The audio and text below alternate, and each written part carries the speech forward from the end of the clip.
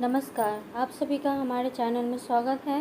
तो आज हम आपको बता रहे हैं कि आप अपने घर पर खुद से सरल और आसान विधि से बड़ी पूजा हो या फिर छोटी पूजा हो, उसका आप हवन कैसे कर सकते हैं।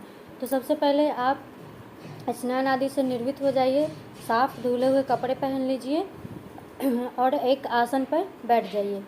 आसन पर बैठने के साथ आपको यहाँ पर एक और बात ध्यान देना है कि अगर आप छोटी पूजा के लिए हवन कर रहे हैं तब तो कोई बड़ी बात नहीं है, लेकिन अगर आप कोई ख़ास पूजा कर रहे हैं, कोई ऐसा मन्नत है या फिर कुछ ऐसा कोई ख़ास पूजा हो, तो उसमें आपको अकेले हवन नहीं करना चाहिए।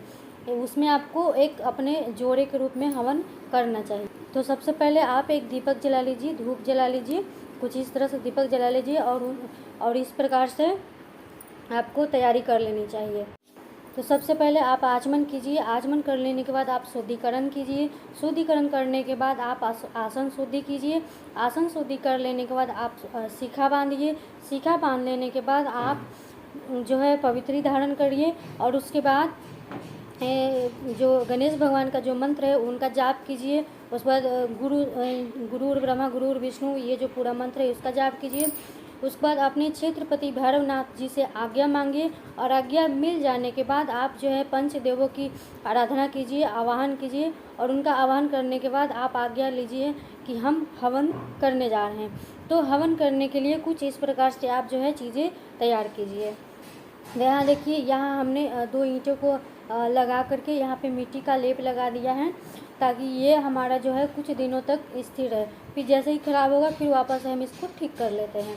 तो कुछ इस तरह से रहता है। फिर उसके बाद आप देखिए, हवन अग्निदेव की स्थापना करने हैं तो कुछ इस तरह से है। तो ये हुमाद है, जिसको सरल भाषा में हुमाद बोला जाता है।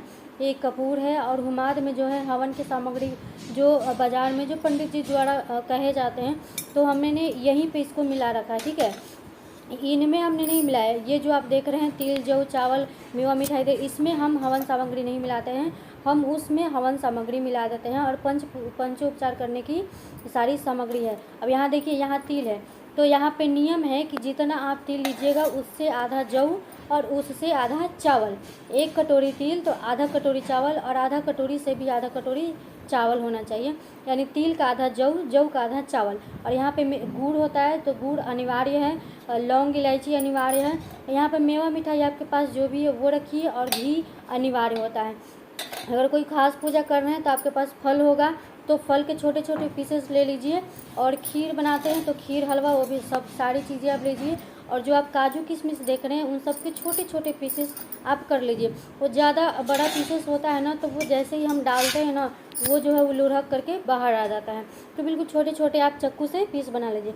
अब देखिए, कुछ इस तरह से यहाँ जो है जो हवन कुंड होता है कुछ इस तरह से निर्माण किया जाता है। तो सबसे पहले दक्षिण दिशा से शुरुआत किया जाता है, दक्षिण से पश्चिम, पश्चिम से उत्तर और उत्तर से पूर्व की ओर।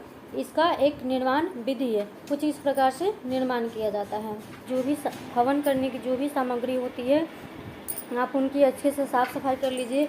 जैसे कि तिल है, जौ है, चावल है, इनको अच्छे से धो लीजिए, साफ़ कर लीजिए, तभी आप इनका हवन में इस्तेमाल कीजिएगा। कभी भी गंदी चीज़ें, दिवाली आ रही है तो आप लोग अच्छे से हवन कीजिए, हवन एक प्रकार का पूजा कीजिएगा। माँ लक्ष्मी की जो सूक्तम पाठ है उसका पाठ करके फिर हवन अवश्य कीजिएगा। हवन की जितनी भी सामग्री है सब में आपको घी लगा लेना है।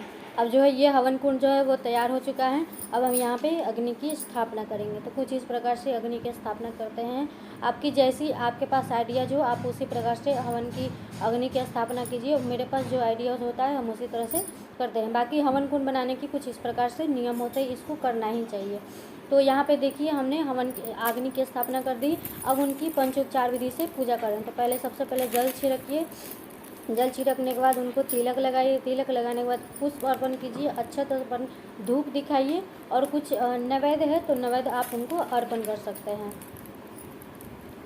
पंचोपचार विधि से पूजा होती है। पंचोपचार में 5 प्रकार की चीज़ें शामिल होती हैं।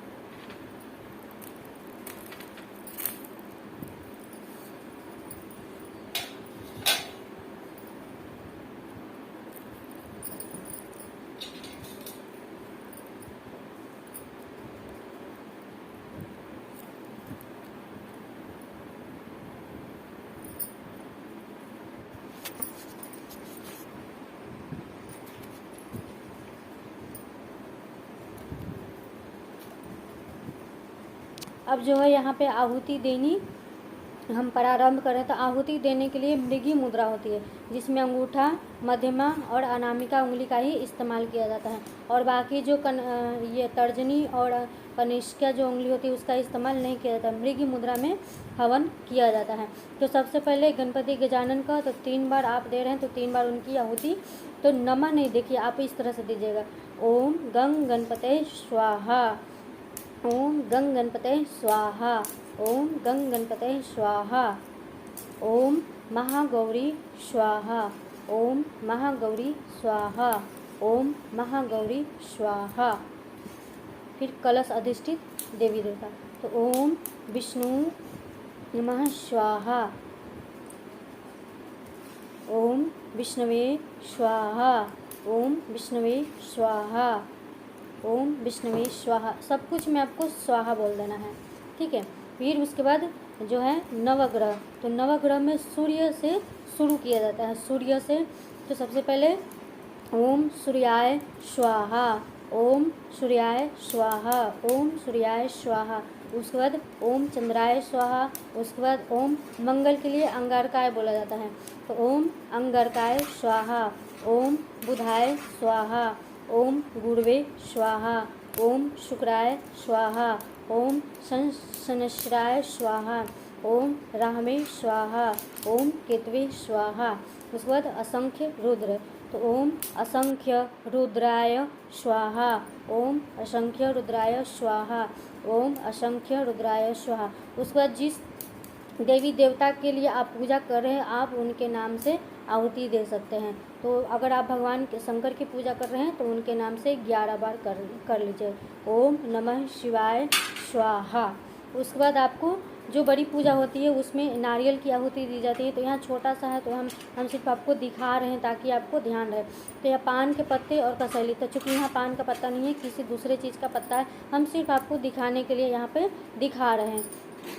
तो यहाँ पे कुछ इस तरह से होता है, उसको हाथ में लेकर के खड़े होकर के, ठीक है, खड़े होकर के पान के पत्ते के ऊपर कसैली रख ले करके गिराया जाता है और बोला जाता है कि हम जो भी पूजा पाठ किए हम उसका पूर्ण आहुति कर रहे हैं। उसके बाद अगर आपकी अग्नि बुझने लग जाए तो आप उस पर जो घी होता है उसको थोड़ी थोड़ी मात्रा में चारों तरफ गिरा दीजिएगा, तो वो अग्नि जो है वो जलने लग जाएगा। जो चीज़ें आहुति में डलती हैं वो सभी अग्नि देवता के माध्यम से देवों देवताओं तक पहुँचने लगता है।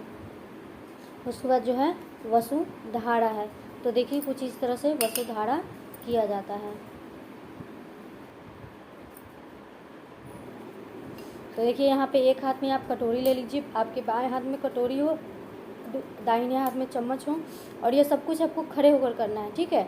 वसुधारा और पूर्ण आहुति पान के पत्ते पर ये सब आपको खड़े होकर करना है। हम चूँकि हमारा वीडियो शूट करने वाला है नहीं है कोई, तो हम बैठकर आपको करके दिखा रहे हैं। तो खड़े होकर के एक हाथ में कटोरी और चम्मच से घी आपको गिराना है और ये बोलना है कि हम जो है वसुधारा अर्पण कर रहे हैं। उसके बाद आपको 5 बार जल जो है घुमाना चाहिए, जो देवी देवता होते हैं उनके नाम पर 5 बार जल घुमा दें।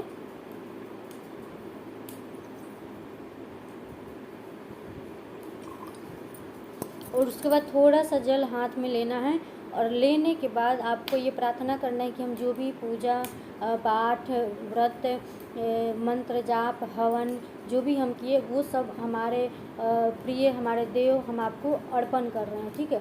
अर्पण करना आवश्यक होता है। उसके बाद नीचे धरती के नीचे थोड़ा सा जल गिराना है, उसके बाद अपने मस्तक पर लगा देना है। तो हमने आपको हवन करके दिखाया है, तो आपको ये जानकारी कैसी लगी हमें अवश्य बताइएगा।